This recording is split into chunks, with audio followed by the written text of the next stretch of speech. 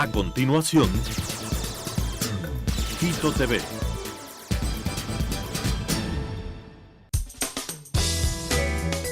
Clasificación A. Apto para todo público.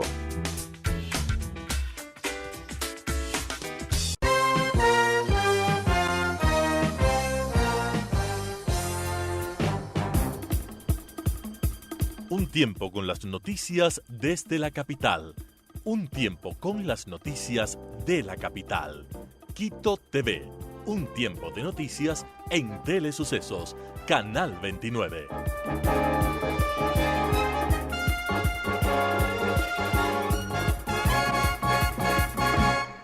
¿Qué tal, amigos, amigas? Bienvenidos al espacio de entrevistas en Quito TV, el espacio de la ciudad. El día de hoy tenemos la presencia de Nivaldo Machín de la Noval.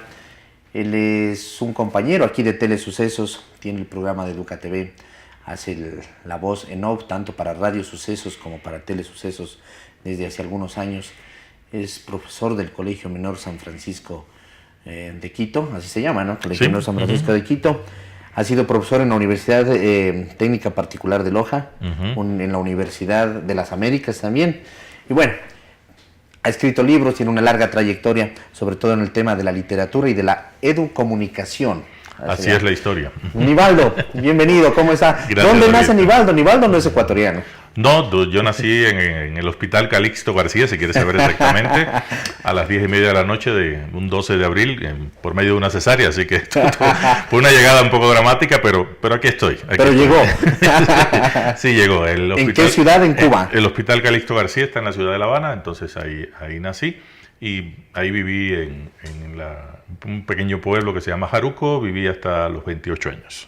Es decir, ahí hiciste tu educación primaria, secundaria. Y universitaria. ¿Universitaria en qué universidad? Yo hice en la Universidad de Ciencias Pedagógicas Enrique José Barona. O sea, yo siempre estudié para profesor, fue lo que hice desde toda la vida y es lo que he hecho siempre. Entonces, y lo otro ya es afición, el tema del periodismo, la locución, eso es porque me gusta, porque me apasiona, pero lo que estudié de mi formación es como docente. Y a los 28 años vienes a Ecuador. Sí. A Quito. A Quito. Ya. ¿Qué te atrajo de Ecuador? ¿Por qué dijiste me voy para Ecuador?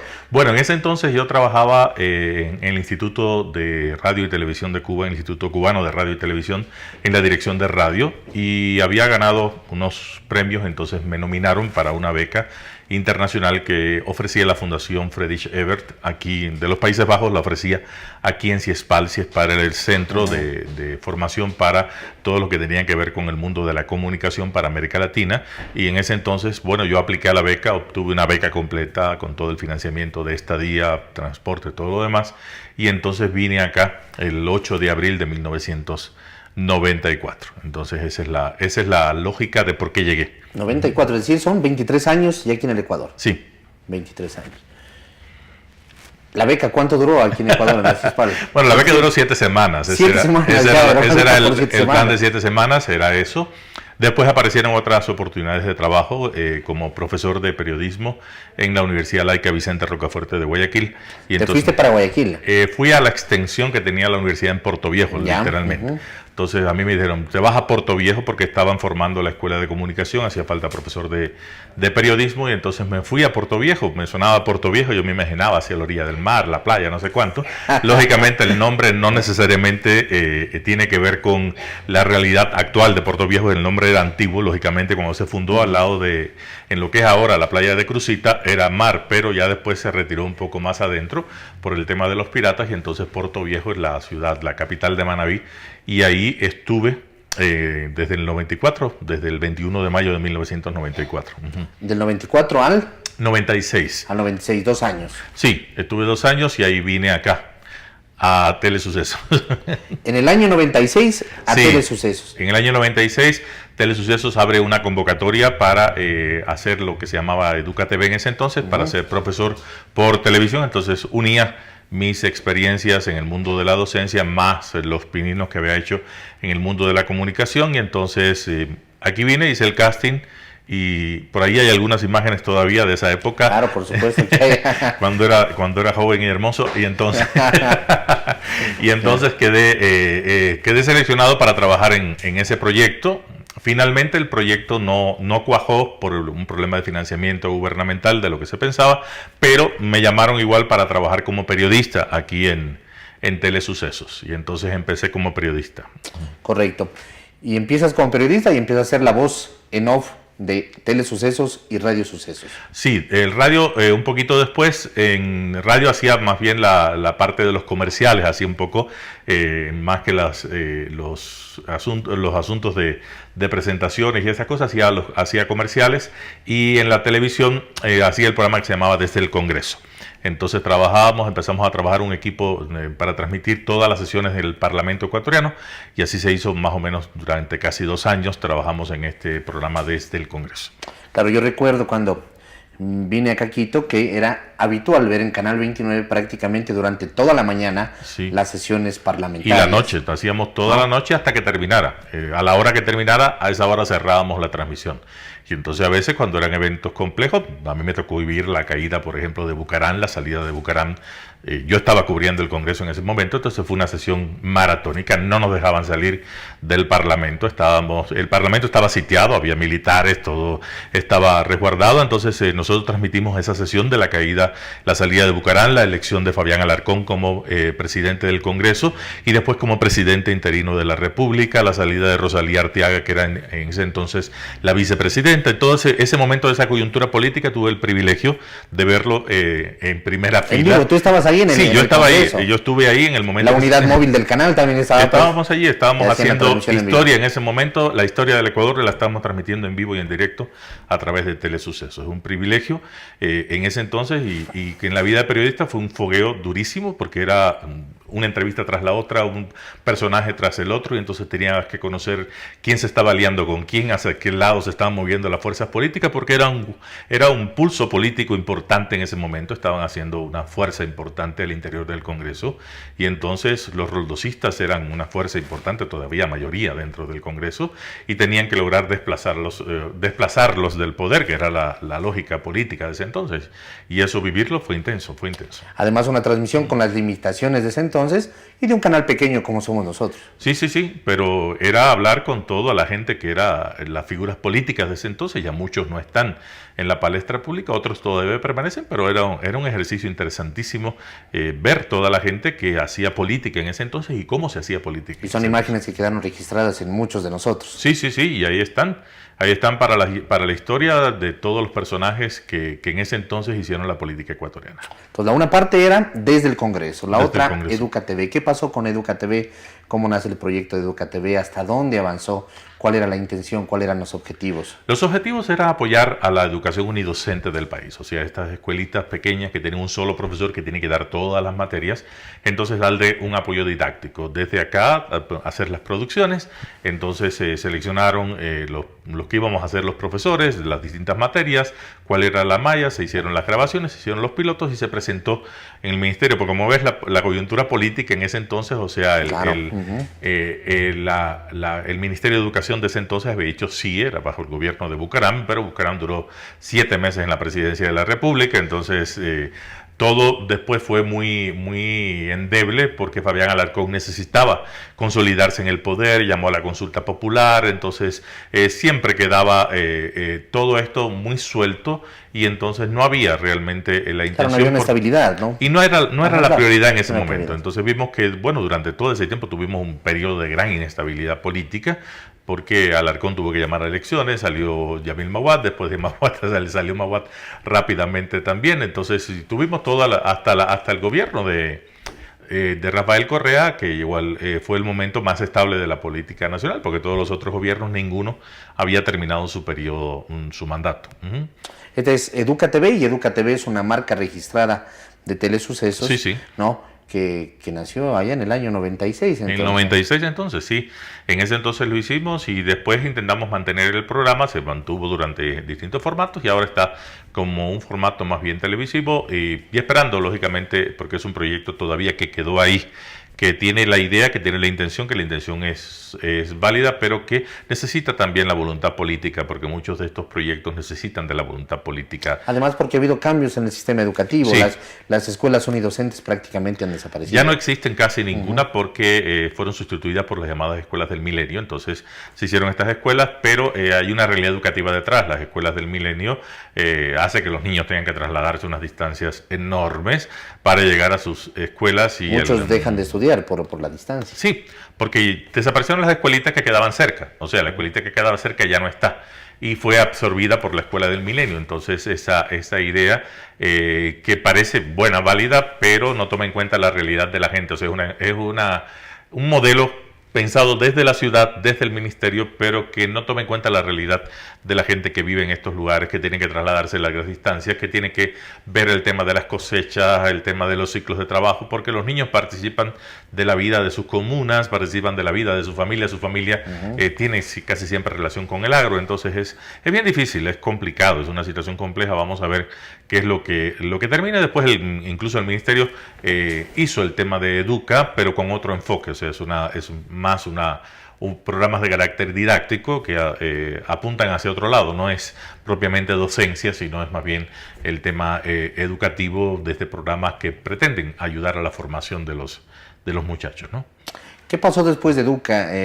Tú seguiste haciendo programas en Telesucesos, sí. Un poco de programas de historia, de literatura, ¿no? De ventas incluso, hice ventas. De ventas. Ventas por televisión, claro, hice muchas ventas por televisión, vendía muchos productos por televisión, era muy divertido porque... TV Ofertas. Sí, TV Ofertas, era una cadena de tiendas que estaba asociada con el canal, y entonces se hacía TV Ofertas, nosotros hacíamos... Lo interesante es que era en vivo. Entonces TV Ofertas se grababa en vivo, no había prompter, nosotros improvisábamos, todo lo que decíamos y hacíamos en ese momento era sobre la marcha, o sea, te daban el producto, decían las cualidades son estas y tú hacías en ese momento la presentación del producto, tenías que vender por televisión en directo, entonces no era que nadie me decía por el apuntador lo que tenía que decir, sino era improvisación, y entonces hacíamos cosas muy divertidas, pasaban eventos muy simpáticos, a veces también nos divertíamos mucho grabando el programa, entonces era porque se hacía el momento era en vivo, pero después para poder reprisarlo en las noches y en los horarios en que no estábamos nosotros, sí se grababa en ese momento, pero la transmisión era en vivo en el instante. Y este es un proyecto que fue, digamos, una especie de piloto para ahora programas que existen de ventas aquí en el país, que han sido muy exitosos. Programas de ventas por televisión que mantienen exactamente el mismo formato que tenían entonces TV Ofertas. Es el mismo formato, es un programa de ventas y una red de tiendas que ofrecen los productos que se anuncian en el programa. Nada más es el mismo formato que ahora tienen otros programas de televisión, porque esa es una de las ventajas de Telesucesos, es que ha sido pionero en muchísimas cosas. Entonces ha estado a la vanguardia de muchísimos de los proyectos, pero un canal pequeño siempre tiene la dificultad de competir contra los grandes medios, y entonces es difícil, es complejo. Desde el Congreso, Educa TV, TV Ofertas, ¿qué más ha hecho Nivaldo Machín de la Noval? ¿Qué no he hecho? ¿Qué no ha hecho? Bueno, en el canal he hecho muchos programas de entrevistas, he hecho programas de entrevistas de variado formato, he hecho programas de presentaciones musicales, en la parte de la entrevista también de los artistas, he hecho noticieros, presentación de programas de noticieros, de farándula, también de la posibilidad de hacer entrevistas a nivel nacional. Representando al canal, tuve la posibilidad de entrevistar en ese entonces, en la primera vez que se presentó como candidato, al economista Rafael Correa en cadena nacional. Fue una experiencia muy interesante también, porque me permitió ver de cerca a un personaje que en ese entonces estaba copando todos los espacios de atención en la vida pública. Había sido recientemente electo y se lanzaba nuevamente como candidato, entonces era su segunda vez que iba a ser elegido. Entonces fue una experiencia también interesante, porque representé a todos los canales locales del país haciendo esa entrevista, que fue en cadena nacional. Sí, se crea. Locales regionales. Y es la primera vez que trabajaba en cadena nacional, entonces fue interesante ver las reacciones de la gente que yo había conocido a lo largo del país en distintas circunstancias, que la gente me diera la retroalimentación me pareció muy simpático porque no era exactamente lo que estaba buscando, pero la gente me llamó de Cuenca, de Manabí, de Esmeralda, de los sitios donde yo había trabajado o había estado por algunas circunstancias, entonces fue muy interesante. Bueno, ¿qué pasa con Educa TV en la actualidad, hoy a finales del 2017? Sigue Educa TV, seguimos haciendo... ¿Cuál es el formato de Educa TV en la actualidad? Es un formato más bien de un programa en el cual yo comparto comentarios. Es como si fuera una clase magistral lo que estoy haciendo en ese instante. Entonces intento tomar un tema y explicarlo como se lo haría a cualquiera de mis estudiantes, que la persona que esté del otro lado, que le interese la obra o la conozca o no la conozca, sepa por dónde abordarla, por dónde trabajarla. Entonces hablo de historia, hablo de filosofía, hablo mucho de literatura porque es la especialidad que ejerzo habitualmente. Entonces hablo bastante de literatura, hablo de autores, de libros, de novedades, de clásicos. Es la idea es ser un momentito, son 20 minutos lo que dura el programa, en formato de televisión son 22 más o menos, y ese es el asunto de conversar con la gente de temas que a mí me apasionan e intento transmitir esa pasión a la gente que me ve. Entonces, eso sumado a tu labor que la haces en el colegio menor. Sí, lógicamente es en la tarde cuando yo vengo, grabo y entonces presento este programa. Además hago las locuciones que tú hablabas para la radio y para el canal en ese momento de la tarde, entonces después que termine la labor del colegio. Pero básicamente hablo de las cosas que hablo en el colegio y lo hago como lo haría en el colegio, no con los alumnos en vivo, pero sí lo que me gustaría conversar con ellos y lo que converso habitualmente con ellos. ¿El proyecto de Educa TV, el inicial, el de 1996, sería válido en este momento? Habría que pensarlo. Lógicamente los escenarios son diferentes, la realidad es otra. Los formatos han cambiado, la parte del soporte electrónico ha variado bastante, la televisión digital, los aparatos electrónicos han entrado con muchísima fuerza.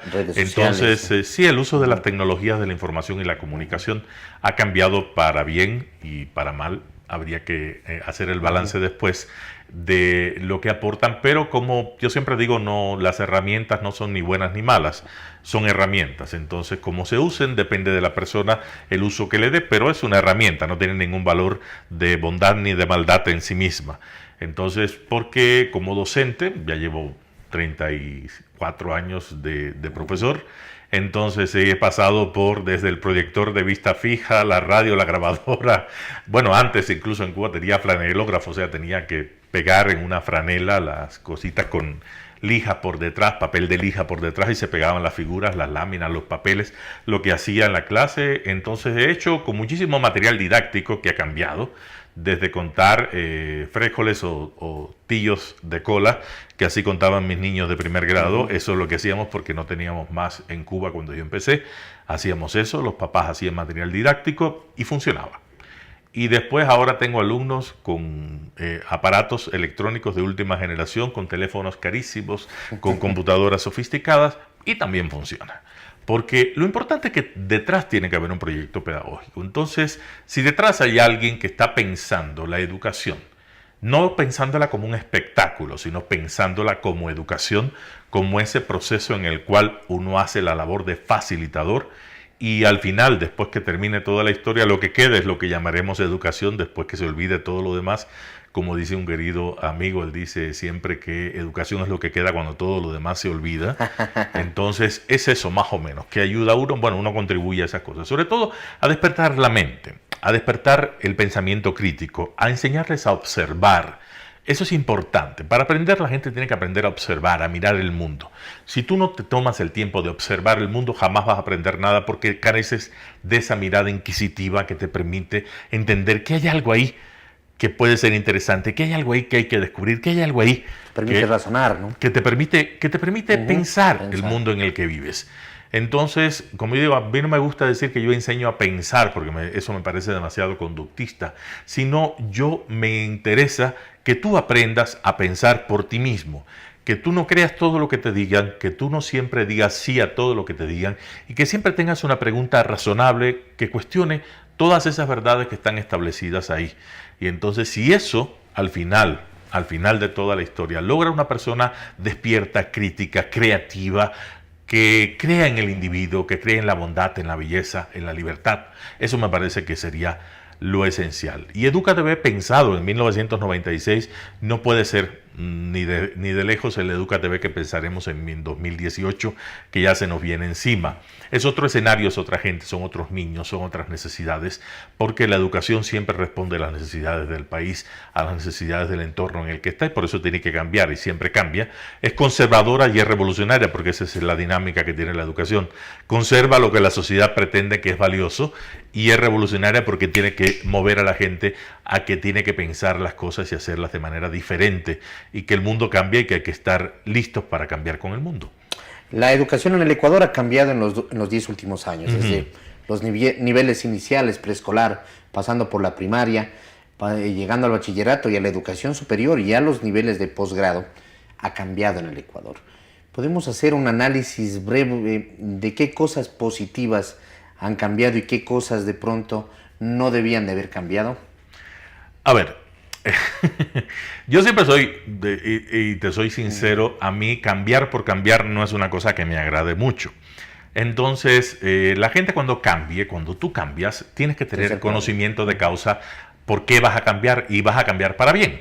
No hay manera de cambiar para mal. Entonces, a veces en educación hay mucha novelería. Y te digo con toda sinceridad de que la gente escucha cualquier cosa, cualquier idea. Dicen, en Suecia no hay deberes, quitemos los deberes. A ver, ratito, Ecuador no es Suecia, los ecuatorianos no somos suecos, y por tanto son dos realidades diferentes. Entonces, el Ministerio de Educación dice que tiene que haber deberes. Hay que pensar, bueno, ¿por qué tendrá que haber deberes? ¿Qué cantidad de deberes? ¿Para qué deberes? ¿Qué tipo de deberes? Eso podemos sentarnos a discutirlo largo y tendido, porque hay profesores muy locos en este país también, que mandan cosas totalmente innecesarias a los estudiantes. O sea, quieren que los estudiantes hagan en casa lo que ellos no son capaces de hacer en el aula. Eso no es un deber. Uno no tiene que mandar a la casa lo que no es capaz de hacer como profesor en clase. Entonces, lo que se manda a casa es puntualmente para ejercitar algo que tú necesitas. ¿Para qué mandar 100 ejercicios si tú obtienes el mismo resultado con 4? Porque hacer 100 no te hace mejor que hacer 4. Si tú haces 4 bien, el resultado es exactamente el mismo que hacer 100. Y con 4, si tú te dedicas realmente a hacerlo, puedes aprender exactamente lo mismo. Entonces, la educación en Ecuador ha cambiado para bien, por ejemplo, la incorporación de la tecnología, la necesidad de capacitación de los profesores, o sea, exigir a los profesores que tienen que capacitarse, que tienen que prepararse. Eso es bueno.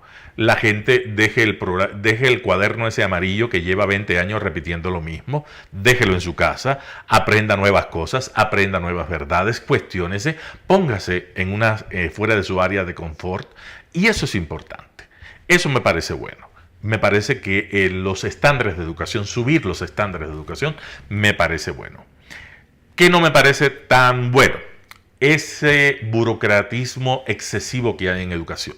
El exceso de papeleo. O sea, el profesor de todos los niveles se pierde una enorme cantidad de tiempo valioso de su autopreparación, de buscar cosas interesantes, de preparar material interesante en llenar papeles. En llenar papeles que finalmente no representan nada de utilidad para el trabajo real del docente.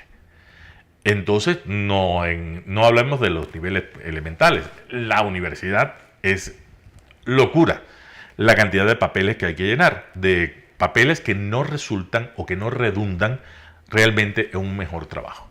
Entonces, si pensamos que la educación se soluciona desde ese edificio de concreto que está ahí en la avenida Amazonas, eso es equivocado. La educación se soluciona en el aula.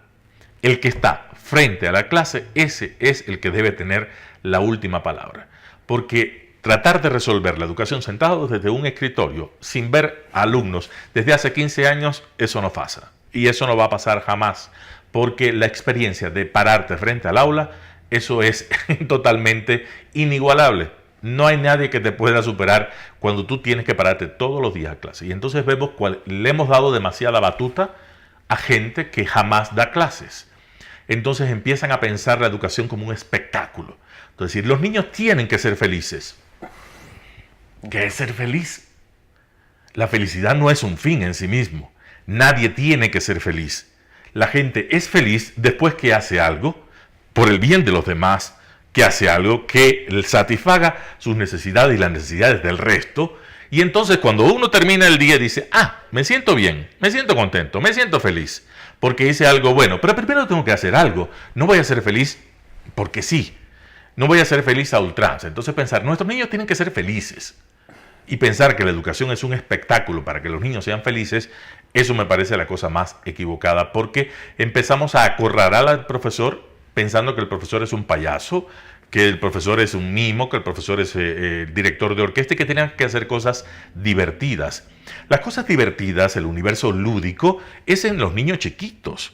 O sea, los niños que van a la guardería, que tú trabajas o que tú ayudas a administrar, esos tienen que hacer cosas divertidas porque en esa edad el juego es importante. Lo lúdico es la manera de acercarse al conocimiento. Pero un muchacho de tercer año de bachillerato tiene que hacer cosas divertidas, pero cosas que le permitan aprender y prepararse para la vida real. Porque en la vida real no siempre, tú lo sabes, yo lo sé, hacemos cosas divertidas. Hacemos lo que tenemos que hacer, nos guste o no nos guste. Si nos gusta, mejor, porque lo disfrutamos. Pero no siempre podemos elegir hacer aquellas cosas que son divertidas, porque eso es una mirada hedonista del mundo. El mundo solo como fuente de placer. En el mundo no hay dolor, en el mundo no hay problemas, en el mundo no hay dificultades, en el mundo... Y entonces empezamos a pensar en niños integrales, en niños perfectos, pero nos olvidamos de enseñarles cómo son, cómo es que son, cómo es que se equivoca uno, cómo es que uno aprende de las equivocaciones, cómo uno tolera las frustraciones, cómo uno aplaza las recompensas, porque no puede ser esa gratificación inmediata, todo tiene que ser ya. Entonces la satisfacción tiene que ser ya, la nota ya, la calificación ya. Y las cosas de largo aliento, escribir, leer, porque esas son cosas de largo aliento, cuesta muchísimo trabajo. Y eso te necesitas tiempo para hacerlo.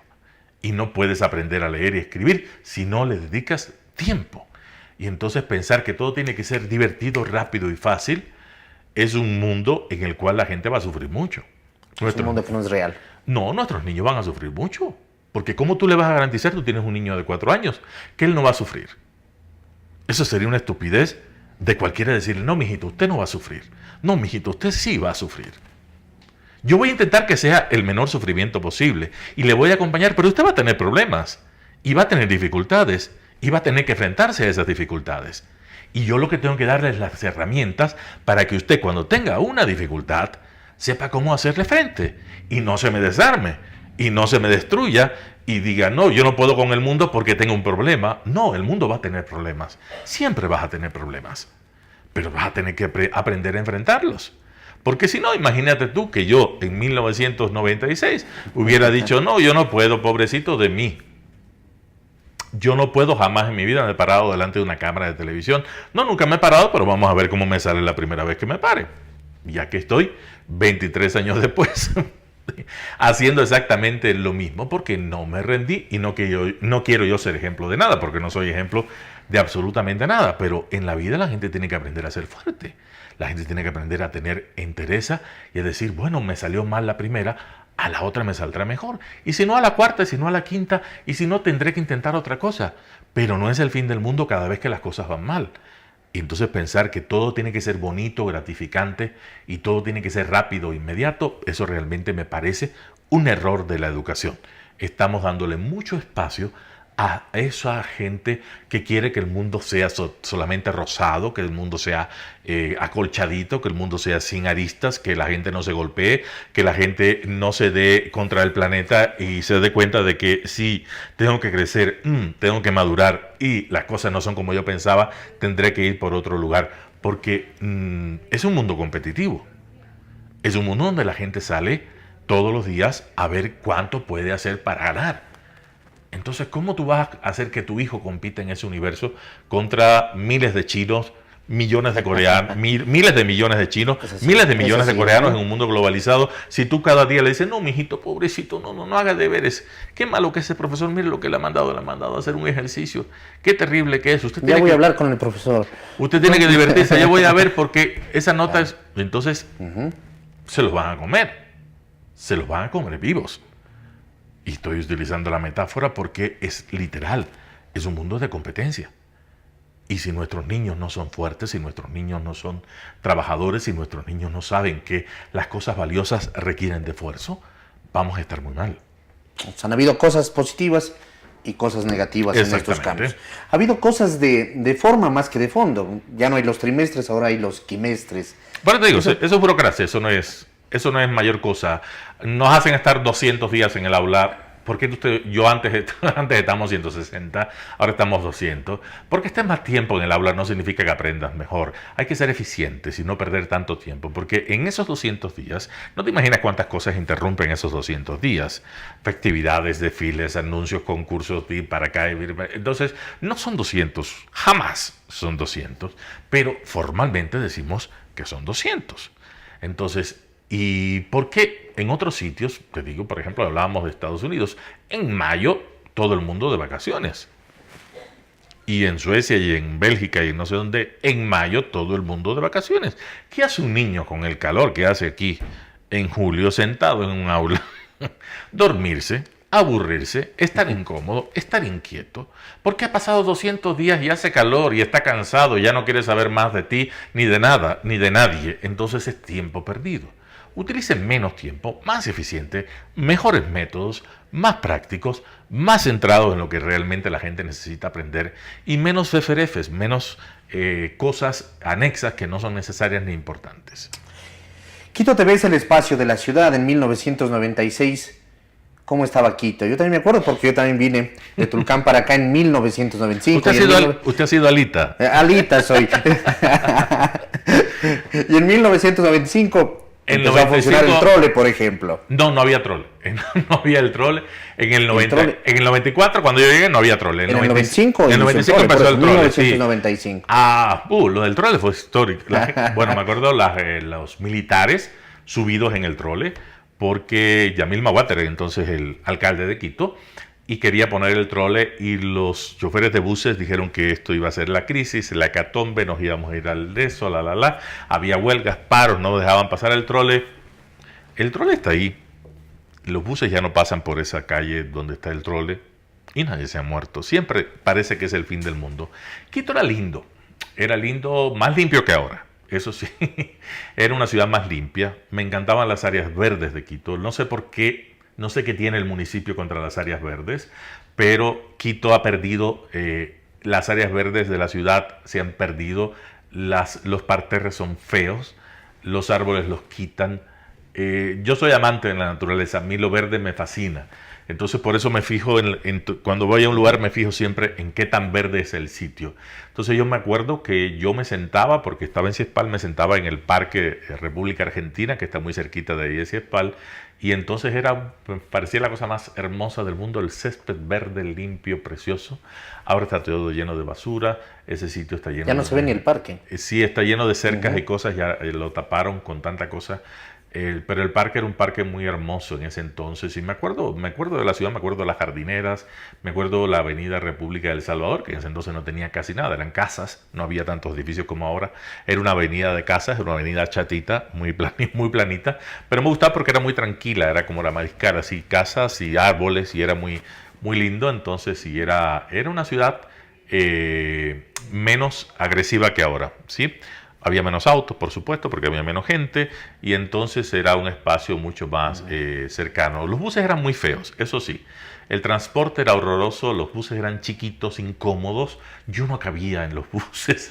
Yo mido 1,88 m, entonces... Claro, con muy poco espacio entre las bancas, muchos con bancas de madera. Sí, no me podía, ni siquiera no podía ir de pie porque tenía que ir así. Entonces después empezaron a poner esos buses grandes, y entonces me pareció muy lindo que pusieran esos buses grandes. Por suerte quitaron esos buses feos, chiquitos, y pusieron... ¿Ibas colgado en la puerta? Yo por suerte no. Yo como Alita te veía colgado. No suelo ser imprudente, no. Yo me cuido mucho, claro. Yo jamás en la vida, y gracias a Dios, nunca me he fracturado un hueso, ni me he partido la cabeza, yo soy muy cuidadoso en eso. Yo jamás soy imprudente, yo no me cuelgo de un bus, ni hago cosas que pongan en peligro mi vida. Yo intento siempre mantenerme a salvo lo que más pueda, entonces intento siempre ser cuidadoso. Pero Quito ha cambiado en eso, ¿no? Teníamos excelentes alcaldes. En esa época los alcaldes, yo llegué cuando empezaban habían terminado, bueno, estaban los alcaldes de la Democracia Popular, había terminado Rodrigo Paz, entonces estaba Yamil Aguat, y era una administración mucho más eficiente en muchas cosas. Entonces había gente que barría las calles estaban más limpias, había empresas de jardines y parques. Me acuerdo que había una empresa de parques y jardines que ya no existe. Había campañas de concienciación ciudadana, ¿no? Sí. Y entonces estaba Evaristo, hacía las campañas de concienciación en ese entonces. Entonces era más o menos la ciudad, pero era una ciudad también muy tranquila, como ahora a las 9 de la noche. Bueno, la gente paseaba por la Amazonas. La Amazonas era una avenida de doble avenida. Doble sentido. Entonces le decían el tontódromo. El tontódromo era el pedacito del Amazonas que está en la Mariscal. Entonces, entre lo que es ahora el Hotel Marriott, sí, hasta la Orellana, claro. Hasta la Orellana y hasta la Colón, hasta la Patria. Entonces, ese era el pedacito que la gente pasaba en los carros para allá, para acá. Entonces, paseaban por ahí y estaban los bares en la calle, la acera, sobre la acera. No había mucho más, no era muy ruidosa todavía, no era tan extendido el tema de la Mariscal. Era más bien en la Mariscal todavía un barrio bastante tranquilo, y solo la avenida Amazonas tenía esa zona. Había un centro histórico lleno de ventas, pero en ese tiempo, ¿no? Sí, horroroso. Eso lo quitaron mucho después, en la época de Paco Moncayo. De Paco Moncayo quitaron los vendedores, pero era horroroso. Toda la calle hasta Ipiales abajo, subir por la calle Ipiales era una tarea compleja. Entonces, por decirlo de una manera amable, sí, era una zona de ventas ambulantes peligrosa. Subir por la calle Piales y era todo lleno de toldos, muy feo. Y el centro olía muy feo. Olía a orines, olía feo. Sí, el centro no era tan bonito como ahora. Ahora el centro lo han cuidado más, pero han descuidado otras zonas de la ciudad. ¿Qué falta? Falta una línea, una visión dentro de la ciudad, dentro de las autoridades, un plan de trabajo, una hoja de ruta. A ver, yo te voy a hablar del lado que me afecta a mí. Yo soy un peatón. Yo no tengo auto, no uso auto, entonces soy un peatón. La ciudad cada día es más incómoda para los peatones. Es una ciudad que se piensa solo en vehículos. Y todo el tiempo están haciendo cosas para los vehículos, pero los vehículos siguen creciendo y los problemas siguen haciéndose. Por ejemplo, aquí tenemos, al ladito cerca de nosotros, está el paso de desnivel que hicieron en los Granados. Entonces yo veo que van haciendo huecos, porque antes hicieron el primer hueco en el ciclista, un paso de desnivel para que los autos pasaran rápido, y se trababan en el Granado. Entonces dijeron, bueno, se traban en el Granado, hagamos un paso a nivel por la Granado. Entonces hicieron un paso a nivel por la Granado y ahora se traban abajo en la 6 de diciembre. Entonces ves que el tráfico jamás se descontrola. Claro, no desaparece, sino que se mueve de un sitio a otro. Es que la ciudad no puede crecer. La ciudad, por ejemplo, Quito es la misma ciudad, en esencia, que yo llegué en el 95, es más o menos la misma ciudad. Entonces la ciudad no tiene por dónde crecer. Las vías siguen siendo la misma. La 6 de diciembre es exactamente la misma 6 de diciembre. La Eloy Alfaro es exactamente la misma Eloy Alfaro. Entonces no tienen cómo hacerse más grandes. No hay cómo hacer grandes autopistas dentro de la ciudad, porque la ciudad está copada, porque es una ciudad, tiene poca área para construir, o sea, es una ciudad saturada, estrecha, larga, y no hay manera. Entonces, por ejemplo, tú ves que insisten en el mismo eje. Por ejemplo, los que vivimos en esta zona de acá del oeste de la ciudad y del este de la ciudad, nosotros vivimos al este de la ciudad, entonces nosotros no tenemos vía para atravesar la ciudad, por ejemplo. Entonces, todas las vías ahora, por ejemplo, están haciendo el metro, pero el metro lo único que hace es pasar exactamente por donde mismo pasa el trole y paralelo a la ecovía, y todo pasa por el mismo lugar. Entonces, por ejemplo, si yo quiero ir desde la Granados hasta el bosque, no hay ninguna ruta de buses ni ningún transporte que vaya desde la Granados hasta el bosque. Entonces, no hay manera de atravesar la ciudad en el sentido este-oeste, ni oeste-este, en ninguna de las dos. Sí, la ciudad no se puede, siempre la piensan en sentido largo, nada más. Entonces, piensan la ciudad a lo largo y la ciudad a lo ancho, nadie le para atención. Entonces, por ejemplo, llenaron la ciudad de policías que no hacen nada. Es el salario mejor ganado de la vida. Tú ves a los policías parados en las esquinas viendo el celular. Parados durante 8 horas viendo el celular. De tránsito, que se llaman, sí, los policías de tránsito. Yo no sé cuál es el sentido de poner un policía donde hay un semáforo. Si hay un semáforo, el semáforo tiene un trabajo que es cambiar las luces y que la gente pase, en cierto sentido. ¿Ya para qué vas a poner un policía donde hay un semáforo? Pon un policía donde no haya semáforo, o donde hay un semáforo roto, o donde necesitas desviar algo, pero por ejemplo, tú puedes contar en la cuadra que nosotros estamos, En la cuadra que nosotros estamos... En Eloy Alfaro, entre la Granados y la Keri. Si quieres a la Keri y si quieres extenderte un poquito más a la Río Coca. 10 policías. Cuéntalos, son 10 policías. ¿Para qué es? Necesitas en 4 cuadras 10 policías. Donde hay semaforización. Todas semaforizadas. Todas semaforizadas. Entonces, y además tú ves que cuando hay policía es peor. Porque los policías, en su angustia, yo los entiendo. Ellos tienen la angustia de descongestionar la Granados. Entonces empiezan a mandar autos, esté o no. Intenta cruzar. Le reto al alcalde. Intenta cruzar la Eloy Alfaro, ¿sí? En la esquina de la Granados. ¿Sabe cuánto dura el semáforo para cruzar toda la Eloy Alfaro? 13 segundos. Intenta cruzar... Ese es el tiempo para el peatón. Sí, 13 segundos. 13 segundos dura el semáforo para cruzar una doble vía. Y si en esos 13 segundos el policía que está parado en la esquina le interesa mandar autos, te quitan tu tiempo porque los autos siguen pasando y no puedes cruzar porque te van a atropellar. Entonces, tus segundos 13, esos 13 que tenías, se reducen a 2, 3 o te quedas ahí parado 4 minutos porque no puedes pasar. Estamos pensando la ciudad en función de autos y de carros y de ruidos y de cosas. Entonces, tú ves que lo único que es... Entonces, no logramos... El 70% de la gente de la ciudad utiliza transporte público, según las estadísticas del municipio. Pero la gente no tiene un sistema eficiente de transporte público. Entonces, las calles se siguen pensando en función de autos, no en función de peatones. Si tú quieres, ve entonces una obra que costó 174 millones, no sé cuántos millones costó el puente, el paso desnivel de la Granados, ahora le están arrancando los postes. Entonces tú ves el adoquinado nuevo con huecos. ¿Por qué han ido sacando los postes? Pero hay que esperar a la otra empresa porque es un municipio que yo no logro entender cómo funciona. Entonces viene una empresa y pone los adoquines. Viene otra empresa y quita los postes de la luz después que pusieron los adoquines. Ahí están los huecos, no me dejarás mentir. Así es. Están los huecos. Y después hay que esperar a que vuelva otra vez la empresa que puso los adoquines, a que se acuerde que hay unos huecos en los adoquines que ellos pusieron y a pagarle nuevamente porque esos adoquines ya están puestos y ya se pagó. Entonces tú ves los cables colgados de los postes porque quitaron los cables, pero quitaron hasta un cierto punto. El resto quedó como una tendedera colgando de los postes, parecen tallarines negros colgados así de los postes, y nadie quita los cables hasta que aparezca no sé quién. Entonces tienes ese nivel de derroche que tú dices, ¿cómo puede ser? Por ejemplo, estoy hablando solo de mi barrio, yo no estoy hablando más lejos. Al lado de la... Que es lo que a diario recorres, si te das cuenta. Exactamente. Al lado de la UDLA. La calle que está al lado de la UDLA. Esa calle la adoquinaron recién. Toda la calle. Y ahora le van a poner... Ahora están los tubos ahí. Le van a poner tuberías. Para levantar los adoquines. Para levantar los adoquines y poner tubería para hacer el alcantarillado. ¿Cómo me explicas que se puede hacer una calle sin alcantarillado? Y después... ponerle el alcantarillado una vez que está adoquinada la calle.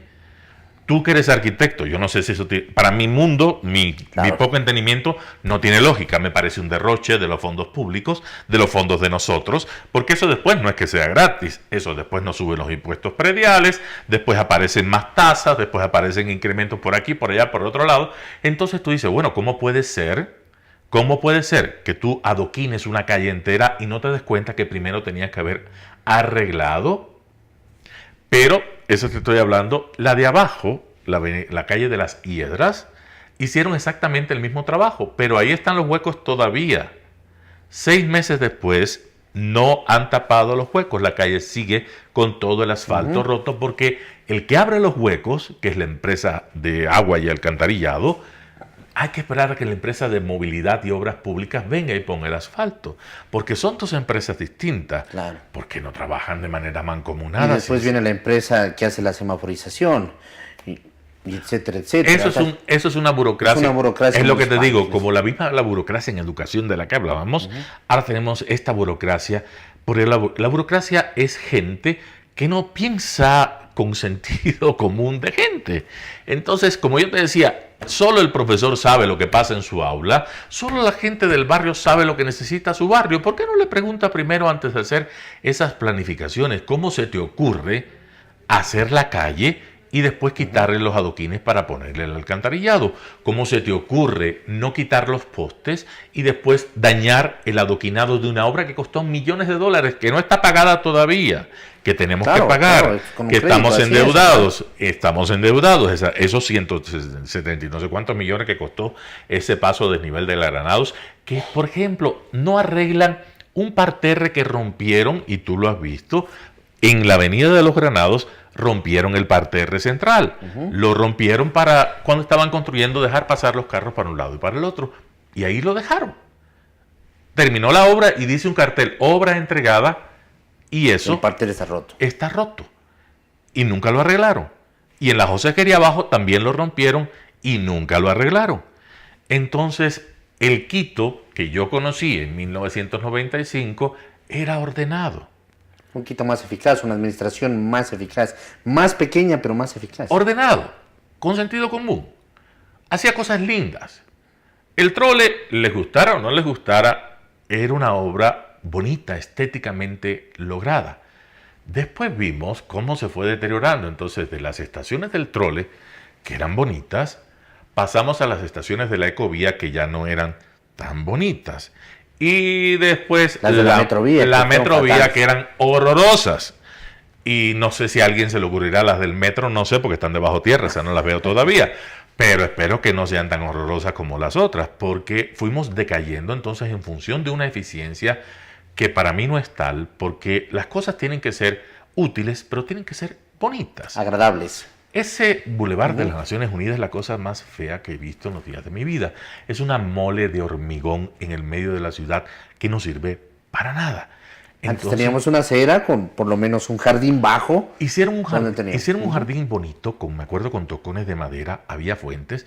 Quitaron todo eso para hacer esa cosa de cemento que es caliente, que es sofocante. Es agresivo a la vista incluso. Sí, es feo. Es feo, es feo. Yo no tengo otra manera de decirle. Hay gente que le puede gustar.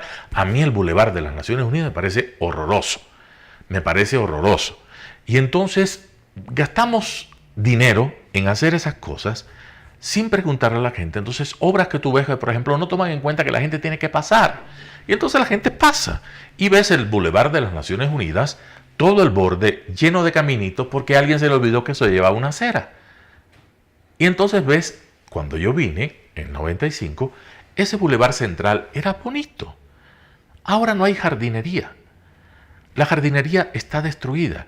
Quedan las palmas, que son unas palmas, me imagino que ya deben ser patrimoniales, pero es una cosa bien fea lo que ha quedado. Ya no hay jardinería. Vean, no me dejarán mentir, vayan y vean cómo está el parterre central de las Naciones Unidas. Horroroso. Sin jardinería.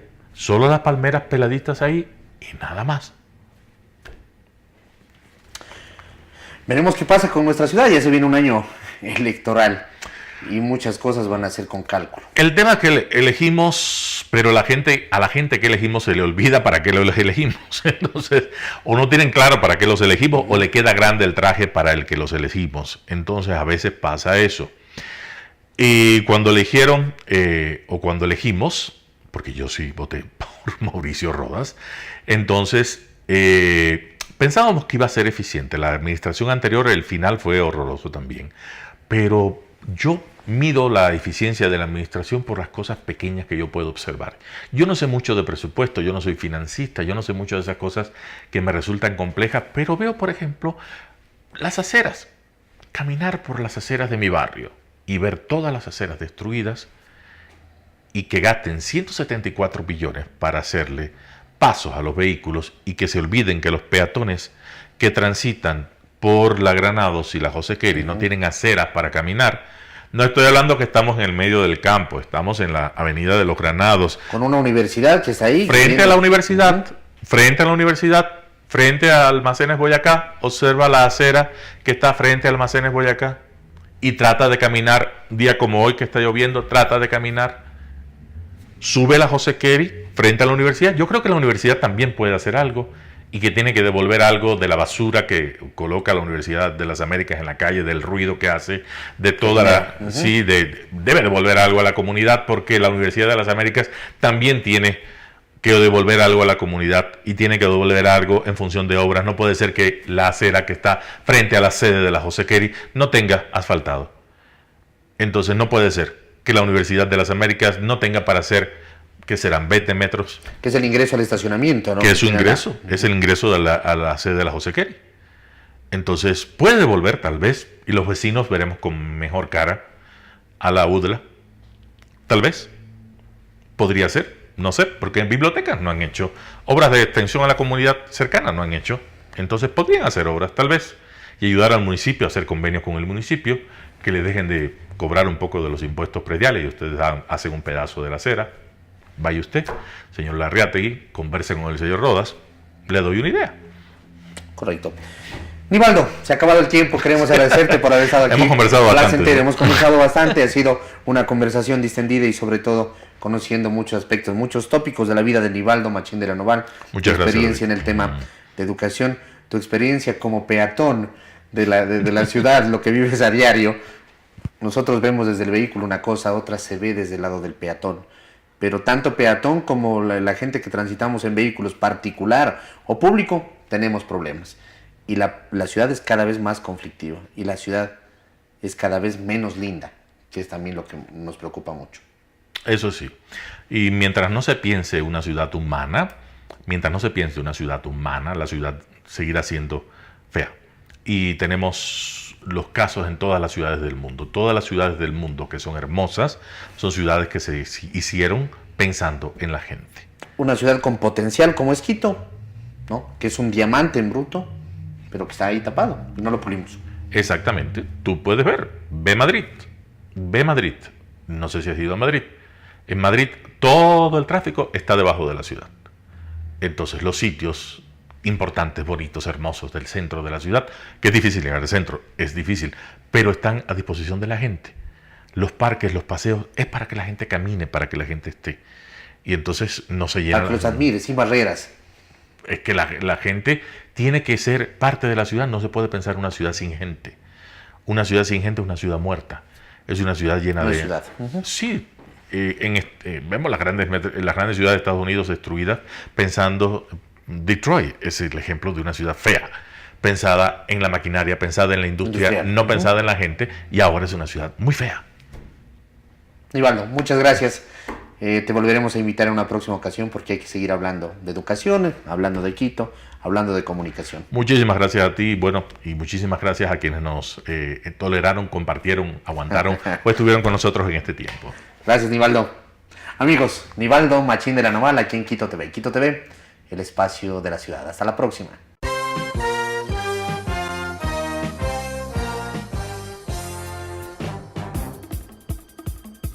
Un tiempo con las noticias desde la capital. Un tiempo con las noticias de la capital. Quito TV. Un tiempo de noticias en Telesucesos, Canal 29.